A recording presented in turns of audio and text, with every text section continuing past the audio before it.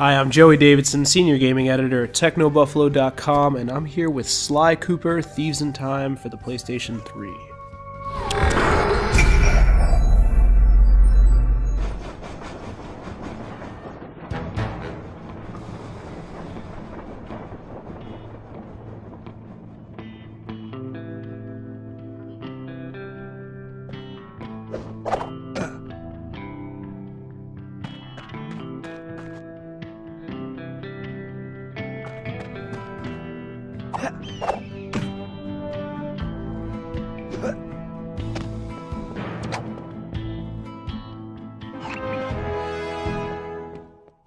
Alright, before things get going too far, you're going to notice some jump cuts in this game, and that's because I actually cut out the action where you're going to talk to Bentley. You notice one just before I started talking.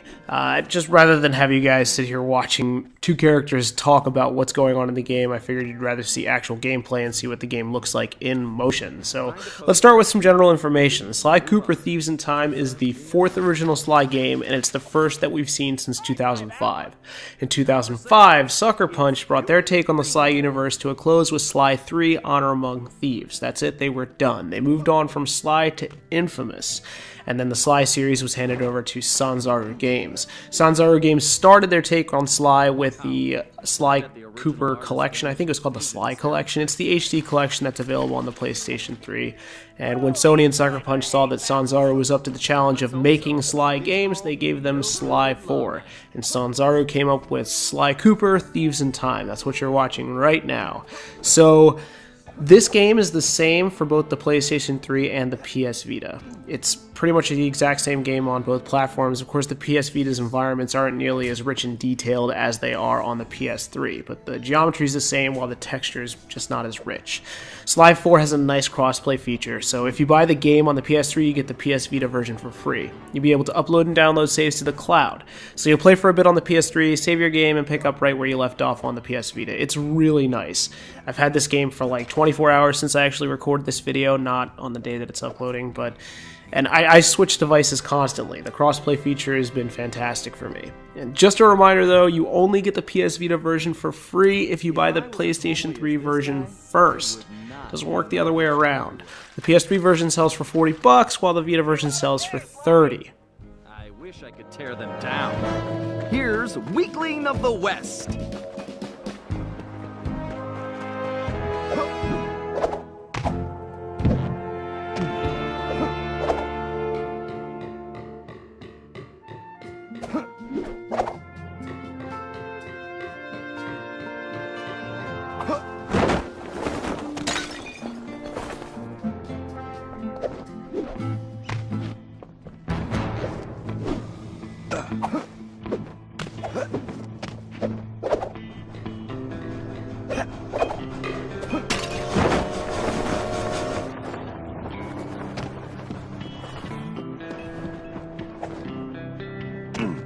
I don't think vain begins to describe this guy. Looking good, Sly. It's an improvement. I'll name this one the Homely Buckaroo.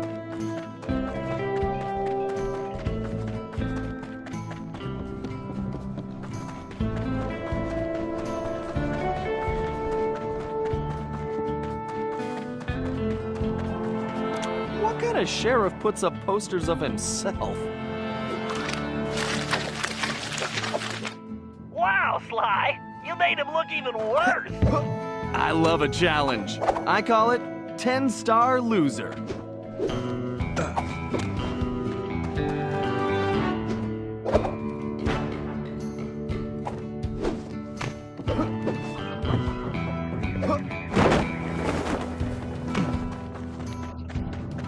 This guy's a real egomaniac. So if you haven't noticed yet, for some reason, I'm currently exploring a Wild West themed world. You start out in the present-day Sly universe, and the second world that you encounter is this Japanese themed world. Basically, the whole deal behind Sly Cooper, and I'm not really trying to give anything away at the story too much with these WePlay videos, but it's Sly and his gang are going back in time to solve a mystery. So, and on the way, you go out of your way to meet up with your ancestors, with Sly's ancestors. So you'll find Coopers from different eras in the world's history. You rescue rescue them and then use them in the game. If you've played a lot of Sly Cooper in the past, maybe if you haven't, half the fun lies in playing with the characters and using their unique abilities. So you'll use Bentley, he's the wheelchair-wielding turtle. He's pretty awesome. He's got lots of gizmos, gadgets, tech, and some side quests and mini games. Or maybe you'll play as Murray, the giant hippo, who just is really a big brawler, or Sly, who's the sneaker, kind of more acrobatic. Basically, it's all about experiencing their different and unique mechanics, and that continues for Sly's ancestors. So while they generally control like Sly Cooper himself, they have the same like slinky feeling. The ancient Coopers bring different abilities to the table, and that's what makes them fun to find and a lot of fun to use. And this early in the game, the only ancestor that I've found is the Japanese ancestor, and after him, I'm actually trying to find Tennessee Cooper, who is I think he's a bank robber, basically in the Western era of Sly's ancestral line.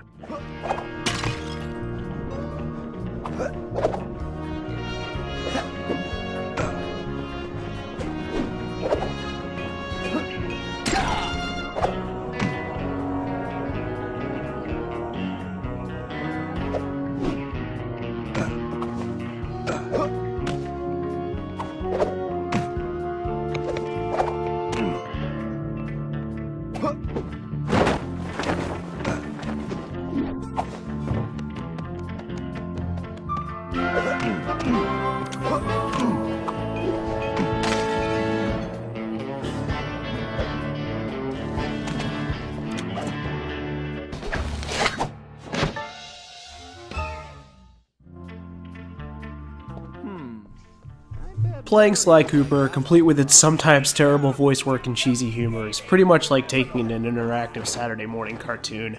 It's childish, it's silly, it's easy, and it really brings about this feeling of kind of being a kid again. I don't know, we're pretty much in an era of shoot at stuff constantly for games, so it's been really nice for me to fire up the PlayStation 3 and PS Vita in order to play something a little more lighthearted. I like simple games like these. They're the type of games I grew up with. Don't get me wrong, I love shooters too, but it's just kind of nice to play something that's a lot easier to deal with, I guess. So, and bear in mind that this is not our official review. We'll be doing that in written form on technobuffalo.com in the coming weeks, but so far I can easily recommend Sly Cooper Thieves in Time to gamers like me. If you grew up playing old platformers and loving them with either easy controls, goofy storylines, and friendly aesthetics, this one's for you.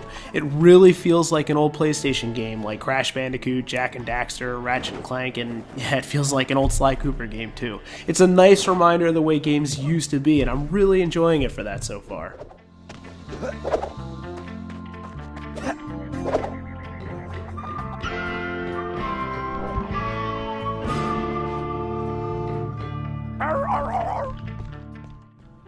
My name's Joey Davidson, and you've been watching me play Sly Cooper Thieves in Time. Like I said, we'll have our full review of the game up on Techno Buffalo soon. Thanks for watching.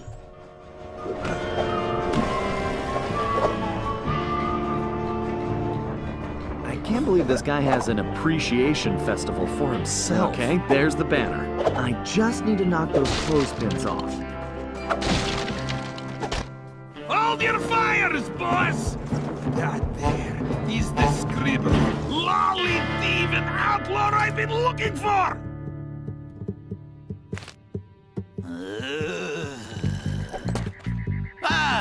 Well, amigo. You just booked yourself a permanent room in this stony lonesome.